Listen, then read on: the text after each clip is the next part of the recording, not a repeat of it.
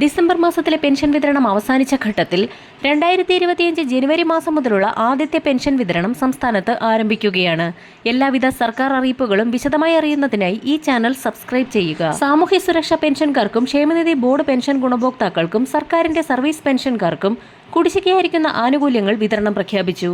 Service പെൻഷൻകാർക്ക് നൽകാനുള്ള pension പരിഷ്കരണ കുടിശ്ശികയുടെ ഒരു ഗഡു കൂടി സർക്കാർ അനുവദിക്കും. ക്ഷേമ പെൻഷൻകാർക്ക് നൽകാനുള്ള കുടിശ്ശികയും വൈകാതെ തന്നെ നൽകുമെന്ന് ധനമന്ത്രി KN ബാലഗോപാൽ വാർത്താസമ്മേളനത്തിൽ അറിയിച്ചു. പുതിയ സാമ്പത്തിക വർഷം ആരംഭിക്കുന്ന സാഹചര്യത്തിലും വരാൻ പോകുന്ന ബജറ്റുകൾ മുൻപിൽ കണ്ടുകൊണ്ടും കുടിശ്ശികയായിരിക്കുന്ന പെൻഷനും മറ്റ് ആനുകൂല്യങ്ങളും വിതരണം ചെയ്യുന്നതിലേക്കായി വായ്പാ അനുമതി നൽകണമെന്ന് സംസ്ഥാന സർക്കാർ നേരത്തെ തന്നെ കേന്ദ്രത്തിന് കത്ത് നൽകിയിരുന്നു.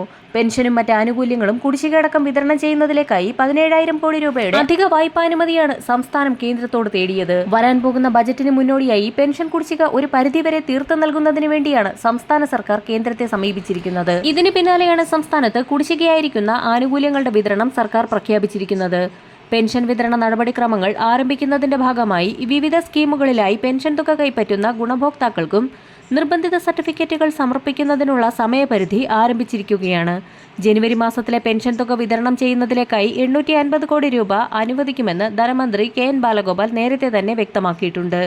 ഇതോടൊപ്പം തന്നെ 4 മാസത്തിലെ പെൻഷൻ കുടിശ്ശികയിൽ 1-2 ഗഡു കൂടി അനുവദിക്കാനാണ് സർക്കാർ തീരുമാനം. വരാൻ പോകുന്ന തിരഞ്ഞെടുപ്പുകൾ മുൻപിൽ കണ്ടുകൊണ്ടാണ് സർക്കാരിന്റെ തിരക്കിട്ട നീക്കം. ഇതോടൊപ്പം തന്നെ വിധവ, വാർദ്ധക്യ, ഭിന്നശേഷി പെൻഷനുകളിലായി 8 ലക്ഷത്തോളം വരുന്ന കേന്ദ്രവിഹിതം കൂടി ചേർത്ത് പെൻഷൻ തുക സ്വീകരിക്കുന്ന ഗുണഭോക്താക്കൾക്ക് സുപ്രധാന അറിയിപ്പ് എത്തിയിരിക്കുകയാണ്.